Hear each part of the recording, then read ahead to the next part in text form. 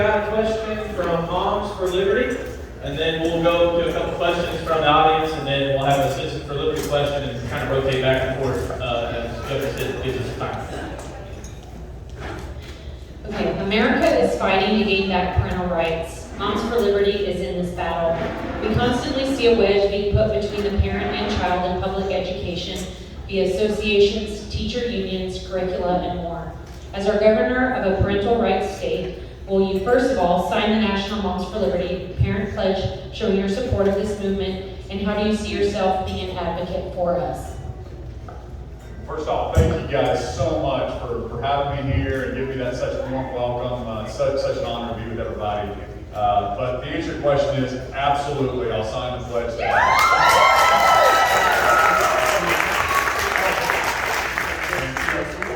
We believe in freedoms, and let's talk about education for just a second, because a lot of misinformation. Has anybody seen a negative ad on me? I had to call my mom and make sure she still loved me. But yeah, there's been $20 million spent against me. And really, the question that people should be asking is, what did my opponent promise? Because I'll give you 20 million reasons why she's going to be beholden to special interest groups and not you, the people. I will always stand for Oklahomans and what's best for all 4 million Oklahomans, and not some special interest group. But, and there's never been a bigger difference between a red state and a blue state.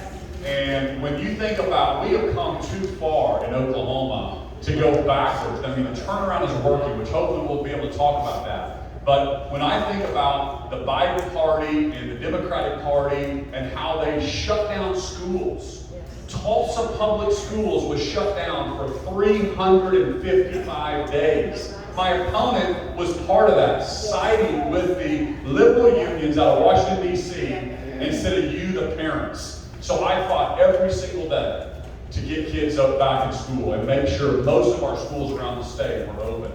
But I'm just telling you, any of you guys were governor and you had to talk to the single moms, the single dads that would call your office, and they were like, Governor, it's not fair. My first grader is not learning how to read via Zoom.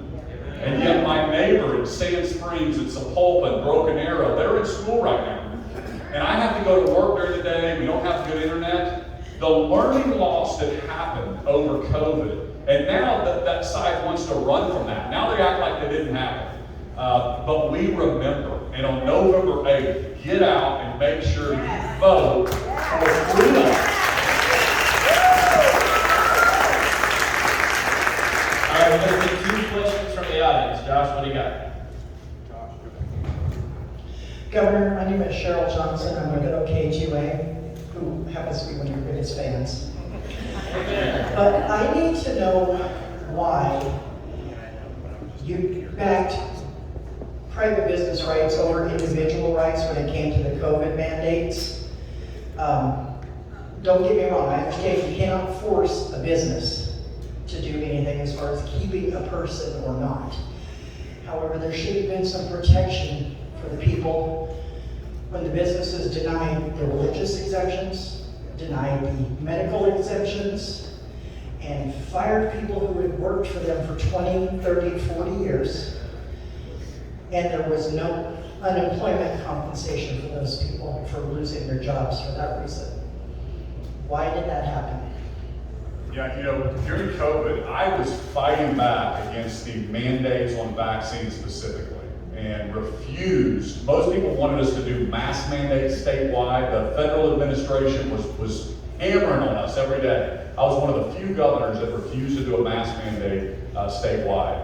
And then, people were saying, well, we need to, we can't allow people to get a vaccine that are in the Army, right? You saw that was happening. So we sued the Biden administration. National Guard that was under my purview, we stood up and said, no, that's not going to happen as long as they're under state command. So we sued the federal government on that. The difference was, there were some people that saying that, hey, you ought to tell a business, well, first off, I told businesses, you cannot mandate it, right? We're not going to force a mandate. But in the same sense, The government doesn't need to intrude in private business' life either. So that was a tough situation because by me telling a private business what they couldn't do, felt to me like the same thing as me telling them what they have to do. And so there's a little difference there, and we may disagree on that situation, but as governor, I wasn't going into a private business telling them they have to do a mandate or they can't do one. That is a private business, and I think government needs to get out of businesses. We need smaller government. And it broke, just like all of you, it broke my heart. I mean, I had ladies come up to me. I had this one nurse, and she was like, Governor, I got COVID, and I've recovered, I have the natural immunities. Now I'm pregnant, and I'm not getting the vaccine. And who is the government to tell her she has to do that, right? And so it's so frustrating, and I hear you. So we will fight, we'll continue to push back on that. We're not going to let anybody mandate that kind of stuff in the state of Oklahoma.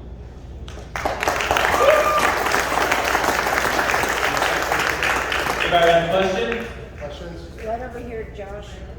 There's one right here. Where was that?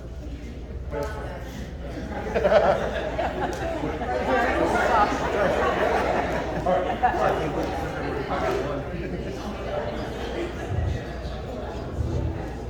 Evening, Governor. Your opponent has been in charge of the public schools of Oklahoma for the last 8 years. And during that time, the academic achievement record for Oklahoma students has risen to the lofty heights of 47 out of 50. Why are you not hammering on that? We're 49. Last I saw was 47. Sorry, I must be out of date. We've got a one-on-one debate on Wednesday, so tune into C-SPAN and watch that. It's going to be streamed live. We're trying to. I need your help. You know, there's $20 million dark money. The Republican Governors Association said, think about this, more negative ads have been run against Governor Stitt than every other state combined. Can you believe that? And so we are hammering those issues. But let's talk about parents' choice for a second.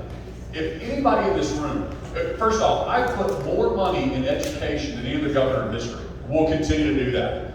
We gave our teachers a wonderful pay raise. We passed a law this year to pay teachers up to $100,000 a year. But here's the facts. There's more non-teachers now in the system than there are teachers. The non-teacher average salary is $92,000 a year, while the teacher salary average is $54,000. I called for an audit. I want to make sure those dollars are down into the classroom, right?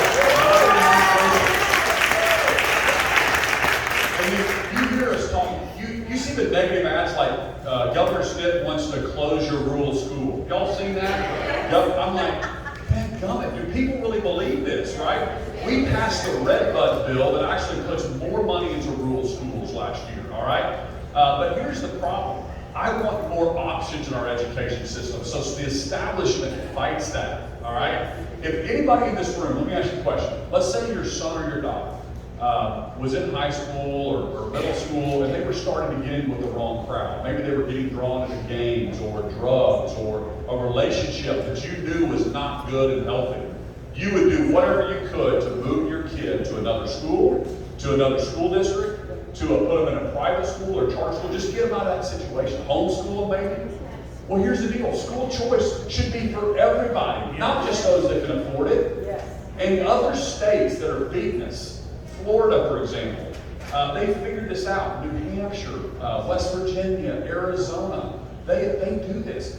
I'll give you another example. I spoke at Cristo Rec, which is a great high school. It's a Catholic high school in Oklahoma City. And it just popped up. It was the first ever graduating class. Almost 100% Hispanics, 57 graduates, all right? They were all admitted into college. And the Archbishop was there. He said, Governor, we have 26 of these in other states. In most other states, the kids that we educate at this school, this Catholic school, we get scholarship dollars, except for Oklahoma, it's all privately funded.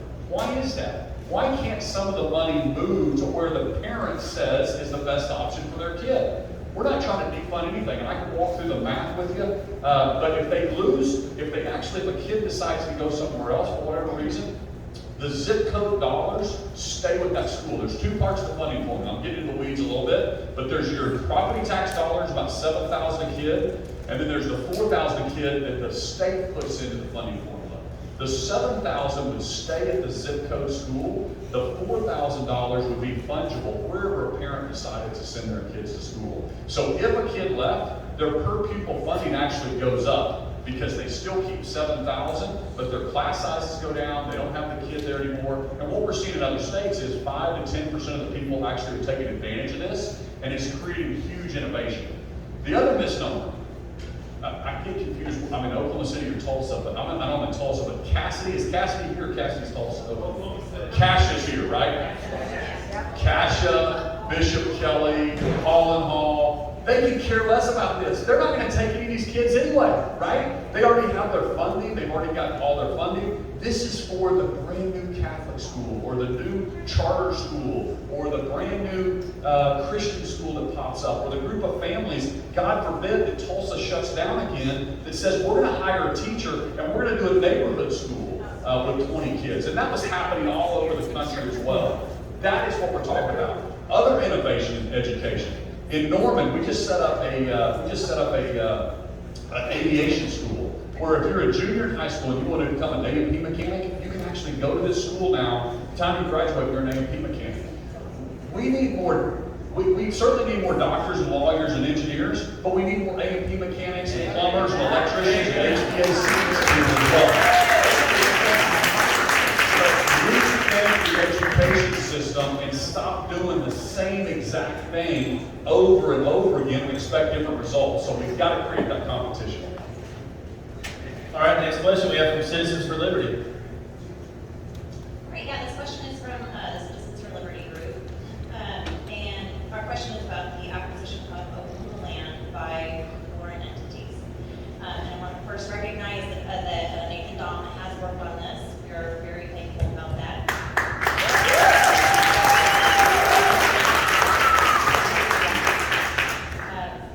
But we'd like to know what can be done, or what would you say that you could do in your next term regarding that issue? Yeah, so there's true. There has been some foreign nationals purchase land in the state of Oklahoma, Chinese nationals. We made it a law that it's illegal to buy farmland and ranch land if you're a foreign national. But what they're doing is they're using straw buyers. So in other words, I'm hiring you to put it in your name, and I'm really the owner of it. So that's what they're doing to get around it. So we're tightening that up. It also stems from the medical marijuana issue that popped up. Okay, the medical marijuana issue, right? That was the biggest joke ever, played on Oklahomans because we're carrying people. If we think something's going to help somebody, we're going to do it. But it's turned into just total recreation, right? And so we put a moratorium. I cited this year that there's no more licenses for 2 years. We put a pause on new licenses so we can get control of this industry. And we know that all of that was not being sold legally, so we hired 80 new law enforcement officers to actually monitor that. We did a huge drug bust a little bit ago. We arrested 15 foreign nationals, Chinese nationals. We seized their bank accounts. We raised the fees to get into that industry. And this is something that just shocked me. But California charged $181,000 for a license to be a grower. You know what Oklahoma charged? $2,500. So where do you think the riffraff is showing up? Everybody was showing up to Oklahoma selling it illegal out the back door. So we passed secret shoppers, a seed to sell. But the biggest thing was the moratorium and then the law enforcement. And so we are getting control of that industry, making some huge headway there.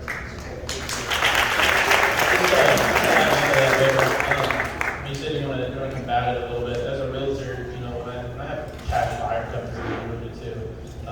The only thing I see on my end is there's a cash buyer, there's a bank statement, here's their funds. Like, what do you envision the enforcement being on that? Well, number one, we have to dig into, who the actual buyer is, right? So we have to pass some laws in the legislature to dig into the actual title of it, and then also enforcement from,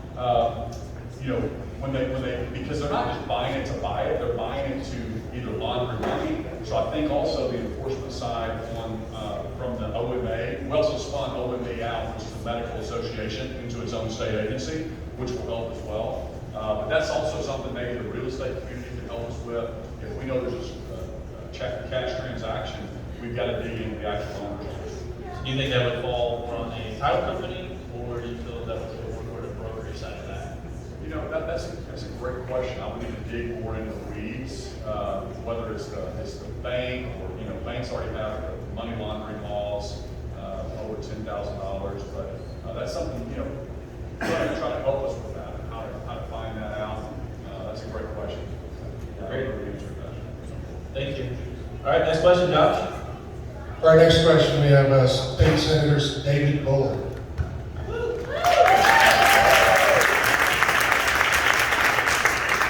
Not really a question, Governor, it's cover. Let me address the question on the vaccine mandates. I was thankful that the governor did not violate executive orders on that, because executive orders are designed for law that is withstanding. If you see weakness right now in the state of Oklahoma, it is not this governor's fault. It is squarely on the shoulders of the legislature that continues to pass crucial bills.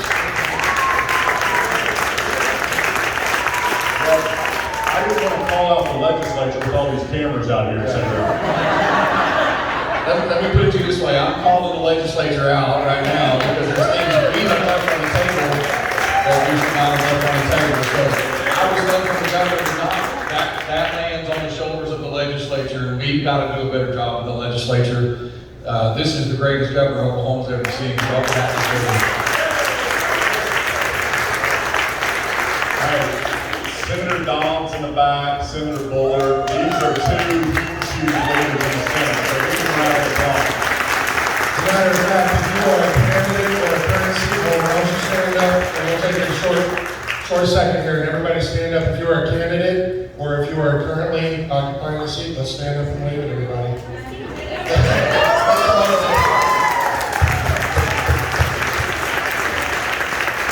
Jennifer Flood, Christy Leslie's up for re-election here for city council, and she's currently our vice mayor and VA. Josh, what's the next question? This may be a little bit off subject, but Governor, you mentioned twice that there's been over $20 million brought into the state of Oklahoma through dark money. What is our executive branch and legislative branch doing to remedy that and keep that dark money from getting here? Yeah, so I'm asking the legislature to pass a bill next year that everything has to be transparent. If you want to do IEs, independent expenditures, we need to know where that money's coming from. We need to know where the LLC, who's behind it. So I know there's a couple of pieces of legislation being introduced this year. I can't remember the senator or the House member's name that's doing it, but that's what we need, quite frankly, is we need to know who's trying to influence our election and for what purpose. Josh, next question. All right. Good evening, Governor. My name is Melinda Jackson, and as a homeschool mother, I hear you speaking a lot about school choice and the money following the child. What are you doing to make sure as homeschooling parents, the money we contribute comes back to us to fund our own children? Well, and first off, with homeschool families, my wife was homeschooled, and I tell people all the time, I just met somebody from California. I was at an event on Sunday night, and probably 5 different people came up to me. There's a wonderful family in California, 5 beautiful children, and they were homeschooled. And one of the questions I always get when people come to our state is they say, we love the homeschool laws in Oklahoma because you keep government off of our the way we're going to raise our kids. And we'll certainly do that in Oklahoma. But the other thing they always say is, just promise me if they send their kids to school, you're not going to do a vaccine mandate for my kindergartner, my first grader in public schools. And I assure them that we believe in freedoms, and that's a personal responsibility between a parent and their child. But the school choice argument is for if I've got a kid that's dyslexic, I've got 6 children. One of my sons is. We want them to be able to use some of that money for extra tutoring. So if you're a homeschool parent, there's other states that have figured out scholarships and some money that can be put in, because after all, it's your tax dollars and your property taxes that go into the education system. We're not against any public school. I love that. I went to public school. We want to continue to fund them. We want to promote teachers. But also, if teachers are starting, and administrations are starting to teach kids what parents don't want, then parents have got to have the ability to move their kid or to homeschool their kid. And I tell the legislature, I mean, guys, we can go in and we can micromanage and try to go through every library and every school and every classroom and what they teach in, or we can simply give parents choice. That's it. We can simply give a choice. And if a school district is not teaching the kids what the parents want, then you give them options, right? And that would absolutely do more for education outcomes than anything we can do. Josh, next question. Hi, Governor. Thanks for being here. My name's Leona Fish. I'm a grandparent, and one of the things that concerns me is we have many parents that depend on public education. And not just public education, but good public education, and to be able to trust the education system. And we have all seen recently where we have teachers and administrators that are usurping their authority. You have teachers that are bragging online that they are teaching children things that are not the curriculum. We have public school libraries across the state that have books that I could not stand here and read to this group or to many groups. Not just that this is maybe a Christian conservative group, but I could not go out there and I could not go stand in Hideaway Pizza, for example, and say, let me read to you what's in your kids' public school library. I feel like our education system needs some teeth. When you have some teachers or you have administrators that are bragging behind people's back about what they're doing, not only should they be immediately fired, but they should not be allowed to move from Owasso School District to Colorado.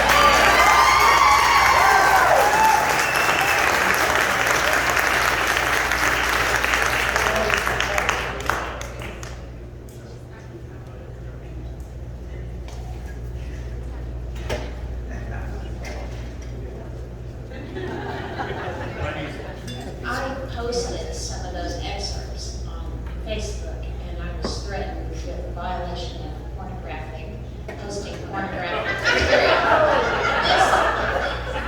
These excerpts are in books that are in the 9th grade center at numerous schools. And I have done a lot of work over the years. I don't think it's any secret that the Catholic Church has had a ton of problems with child abuse. And I work with the National Catholic Organization that prints manuals on how to watch for an abuser, how the guys groom these kids, and these books that are in these libraries are grooming these kids for sexual abuse, for getting pregnant, for self-harm. I mean, you can't, and then the other one the other day was all about disrespect and police officers. And we had 7 police officers killed in this country in the last 2 weeks. And we don't have any business having that in schools. It not just hurts police officers, but it hurts the kids who disrespect those police officers too. And we've talked about how we can address this because the school boards have given us nothing to deal with this. Oh, I'm sorry, I'm Susan Coleman. Next question, on for liberty.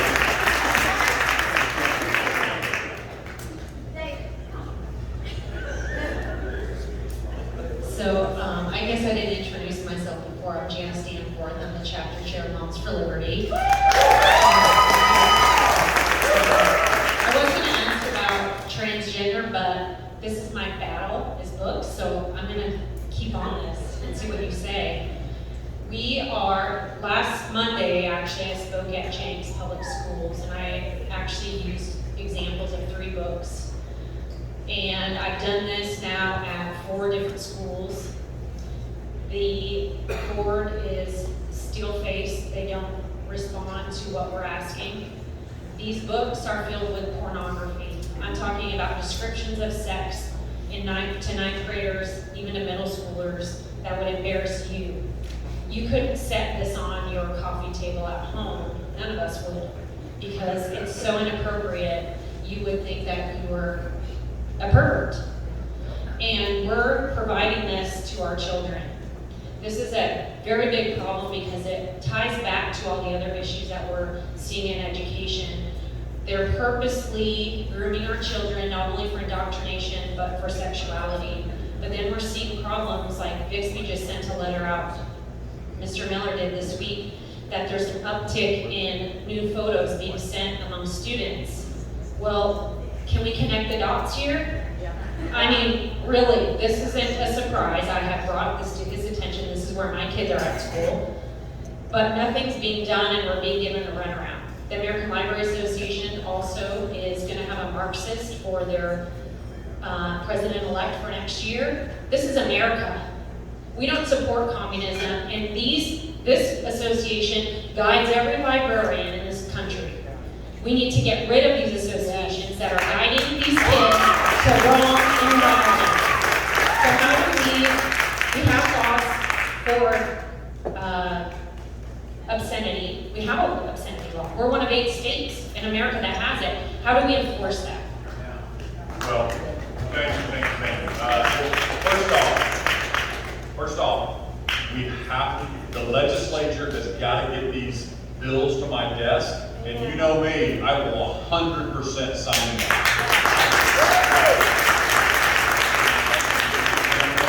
Listen, and I know Bullard, he came to my office with a group of pastors and showed me, Senator Bullard right here, and opened up, and I wish I would have seen it. I wish I would not have messed with my eyes to see what he showed me that was in me. It's unbelievable.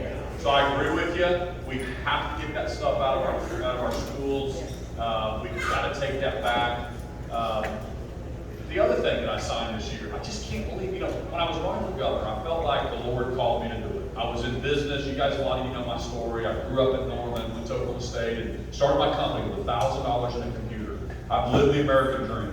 We have 1,500 employees today, and then the Lord just downloaded on my heart in 2017 to run for governor. And I was so scared. You don't know how scared I was.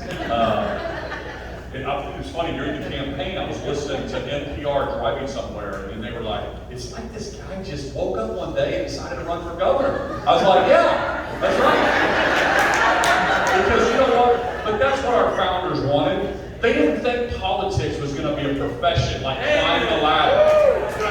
They thought that you would be a successful business person, or farmer, or rancher, or school teacher. You'd leave that profession, you'd go serve your state or your country, you'd come back. So that's exactly what we're doing here. And that's the only way we can make the decisions for the next generation. And so it's nonsense. So when I was running, I was like, what am I going to protect Oklahoma from? And I had no idea that I was going to sign a law to make abortion illegal in the state of Oklahoma.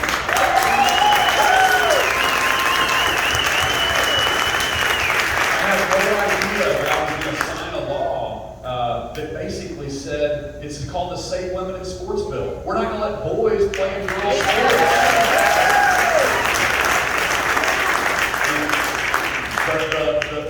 I'm telling you, and then to sign a law that says we're not going to do transgender surgeries and permanently harm our youth, healthy children in the state of Oklahoma, we're not going to let that happen with taxpayer dollars.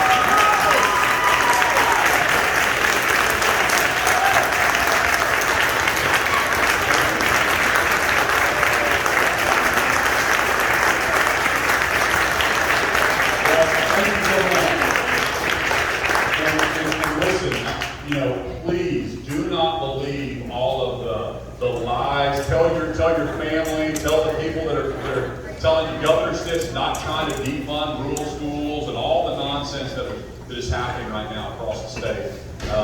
But again, I would love to earn your support. The momentum is happening. The turnaround that you elected me to do, we're doing it. And as a businessman, as governor, we have the largest savings account right now in our state's history of $3 billion. We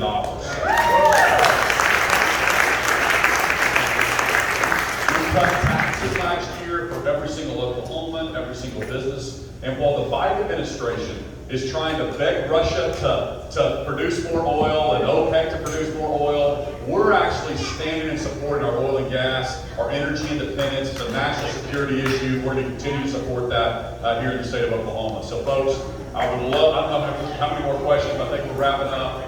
You got a few more out here. A few more minutes? Okay. All right. Next question. Governor, you've done a lot for Tulsa public schools. I just want to say thank you, but I also want to say that what can we do to actually support you?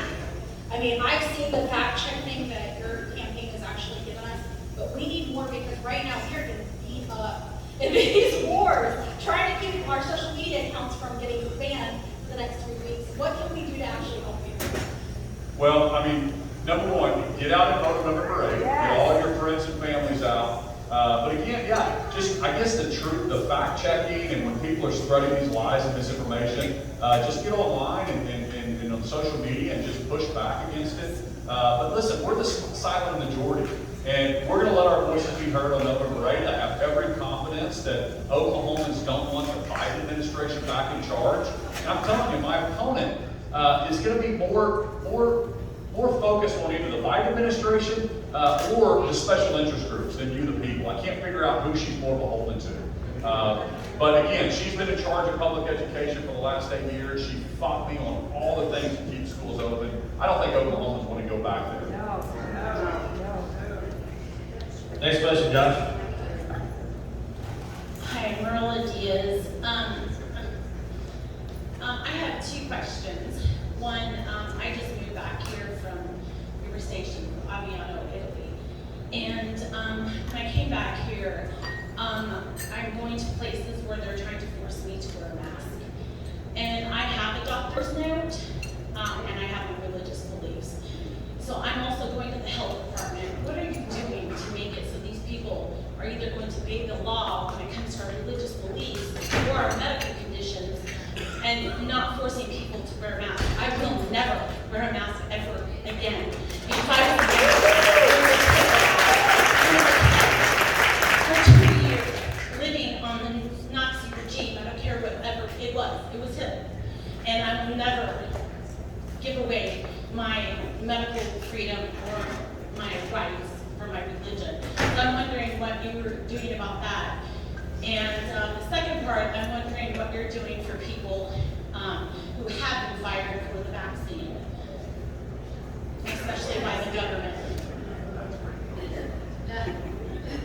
Well, first off, listen, I totally agree with you. And I tell people all the time, we don't put our Constitution in the attic just because somebody in Washington, D.C. tells us to, right? And it was all through COVID.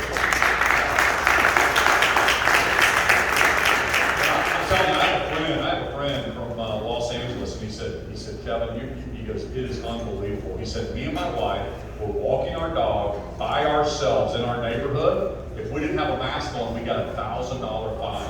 Okay? You don't know how lucky we had it and how protected we were here in Oklahoma compared to some of the nonsense that was going on in some of these other states. We do not want to go backwards to a Biden party in control of the state of Oklahoma. That's for sure. So we will stand for those freedoms. If there's any state agency that's making you do it, again, we're just not going to allow that in Oklahoma. You saw how I led through COVID. We're not going to allow that to happen. Next question, Josh. Governor, do you happen to know whether Joy knows the definition of a woman? And whether or not, will you make sure that we, the people, know at your debate? It's funny.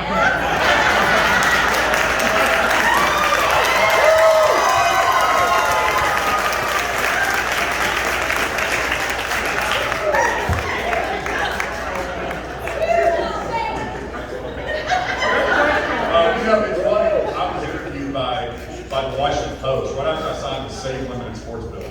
And the Washington Post, they're like, Governor, you signed this controversial bill. And I was like, well, hang on. It's really not controversial in Oklahoma. In Oklahoma, we know the difference between a boy and a girl. They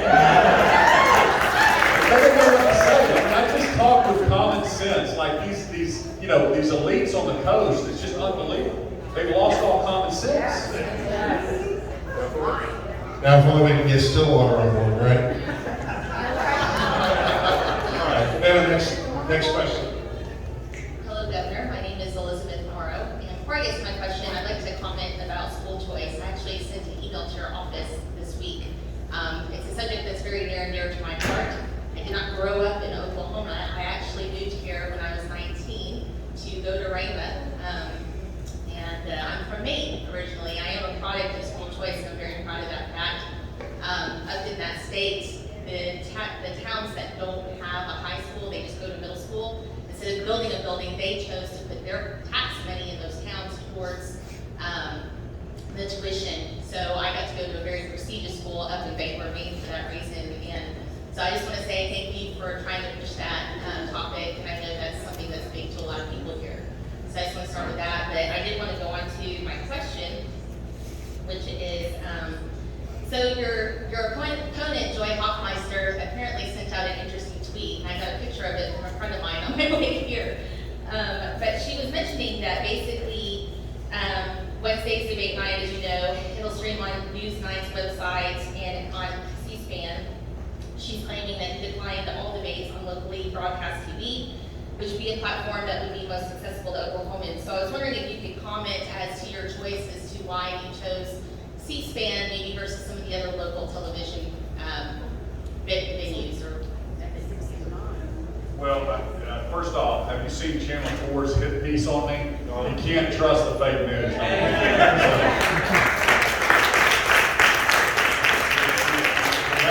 We have to make sure, number one, that we have kind of a fair shake on the questions that are asked. But again, this is going to be streamed on Channel 9, it's on C-SPAN, it'll be accessible to every single person, and she has declined several debates where we've actually asked her to come to as well. So she still hasn't accepted one the following week, I believe.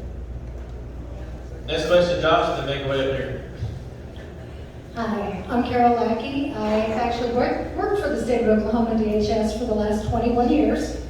So I have a question for you in regards to that. State of Oklahoma employees are some of the lowest paid in the nation.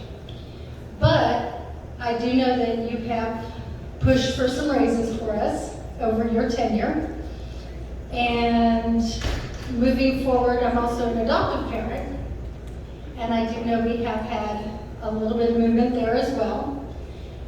Coming into your next tenure, what is your agenda to help move both the income for state employees as well as for foster and adoptive parents? Well, first off, thank you for that. And so you're my coworker, right? Yes. All right. So first off, we want to be number one in the country at loving the mother and the child. Yes. So that's one thing. I just set up a help task force. We extended postpartum benefits from 60 days to 1 year for mothers after they have children. And we want to be number one in the easiest state for adoption. There's so many parents that want to adopt, and so we're working on that. I think I've signed 25 different employee-related legislation over the last couple of years. So I believe, just like in business, you have to pay market to get the very best talent. And so that's why we're number one, basically, cost of living adjusted in the 7-state region. We're number one in teacher pay right now. We're number 21 nationally. But it's the same thing with teacher pay. We are, as the Biden administration is defunding police, I mean, we all want to save communities. Yes. We doubled down. I gave our highway patrol a 30% pay increase this year. First one they've had in over a decade. So we will back the border in Oklahoma. We will have safe communities, 100%. This nonsense we see on TV will not happen in the state of Oklahoma. And if you noticed a couple of years ago, when all this thing was happening and all the different, we were seeing images on TV where people were running out of targets with, stuff, and we made sure that our law enforcement knew exactly what we were going to do. You can peacefully protest, but if you start rioting, we're going to arrest you in Oklahoma. So you notice it was calm in Oklahoma. And and we will continue to do that. One more in the back, and then wait around for a few more. Hi, Governor Stitt. My name is Cinderella Field, and so I have a question. I've not heard anybody bring up the family yet. The family is really important, right? So in order for our children to be successful, we need to focus on the family. So what are you going to do, since we're the number 2 in the nation where divorce is concerned, going forward? And by the way, thank you so much for doing what you've done for pro-life. I have people that are near and dear to me that, accidentally got pregnant while they were in college and decided to have their babies, and I was very involved in a lot of pro-life things. So thank you so much for that. But the family is my concern, because if the schools, in order to raise productive, academic students, it is a team effort between the school, the teachers, and the parents. It is a known fact, all you have to do is Google it, that if parents do not stay together until those children have graduated, chances are they will not. So what are you going to do to be more pro-family, and would you support something like that as well? Thank you for that. Look, you're spot on, but here's the deal. You can't pass a law at Oklahoma City or Washington, D.C. that fixes some of these social issues. We have to have the churches, and we have to have and I spoke in North Tulsa, I think it was Friday, the days run together, but it was at the Dream Center. The Dream Center in North Tulsa, and it was a fatherhood summit. And one of the things that we were talking about is the need for fathers in homes. Fathers don't mother, right? There's a difference between a father and a mother. And we know the most healthy homes have a mother and a father there. And so the stat that I gave all the people there is there's 3 things that if you do, you will not be in poverty. It doesn't matter if you're black, white, Hispanic, Native American. You do these 3 things, regardless of race, you will not be in poverty. And that's graduate from high school, get married before you have children, and have a job. Those 3 things by the Heritage Foundation, you will not be in poverty. And so we have to teach these young people what that means, what that looks like. And guess what? To me, it's my biblical worldview, right? Amen. We know that. That's how we were raised. And we need to teach that to our young people and not be afraid of talking about these things. And I'm getting bolder and bolder as governor just to say, hey, I'm not going to shy away from my biblical worldview and the fact that I believe that Jesus is our Savior. And that's what we need to work.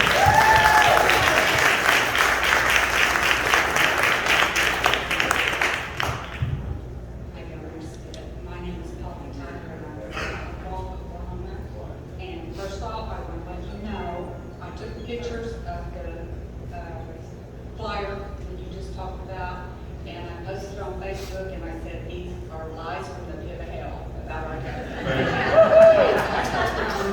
We have a tribal counselor, West No Fire in Cherokee County, that will stand up and fight for our tribal as well as Oklahoma citizens' freedoms. And I want you to know we have a lot of Cherokee citizens that do not endorse Joy Hotline service.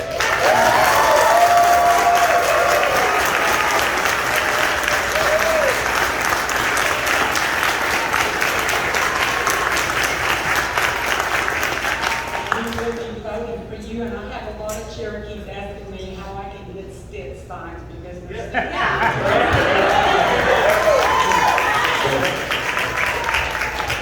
Signs in the back. You got it right over there. Hold it up. Hold them up right there.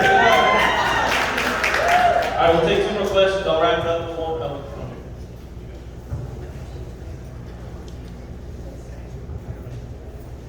Hello.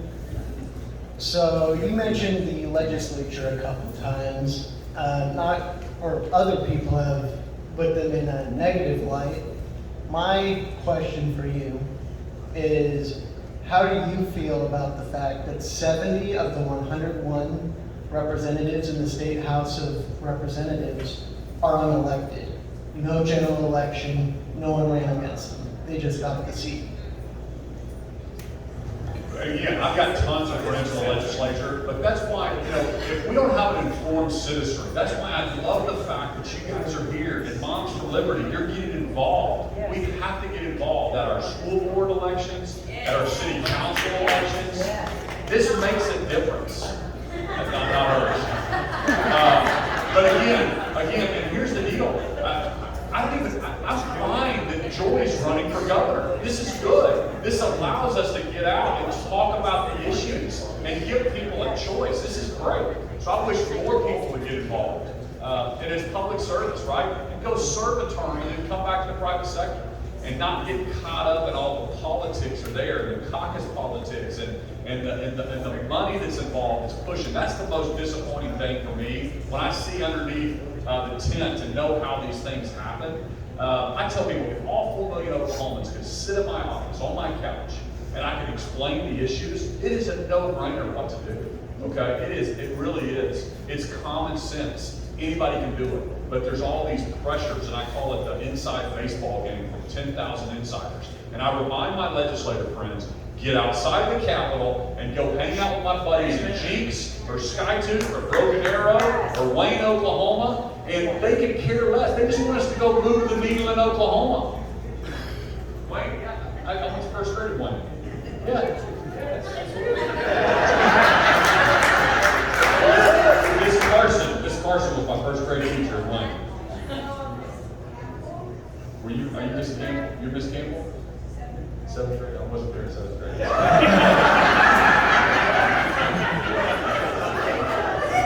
All right, last question from the audience. I'll ask one and we'll wrap it up. All right. So last question is going to come from somebody that's pretty famous around these parts. Senator Nathan Dahl.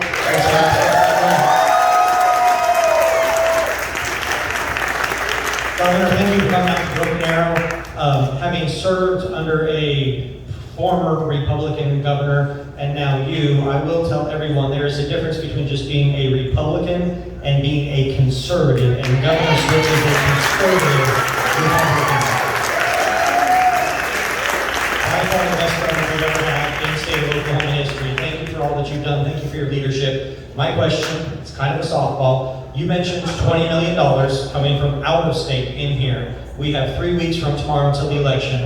What can every single person in this room do for the next 3 weeks to donate to counteract that $20 million? Do you have a website? You mentioned the signs. Who do they need to talk to? What can we do to counteract all the lies and negativity coming from out of state trying to take you out? What can we do?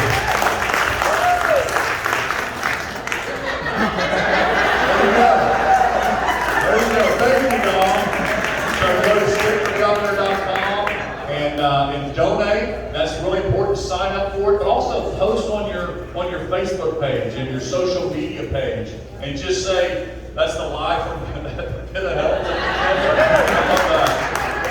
But again, it's nonsense. And then make sure you drag 10 people with you to the polls. Make sure you tell your neighbors and your friends. Let's get out and let's make this happen. And we're going to do it. We're going to win this thing, and we're not going to let the special interest wrangle control back away from you, the people. So God bless everybody tonight. Thank you.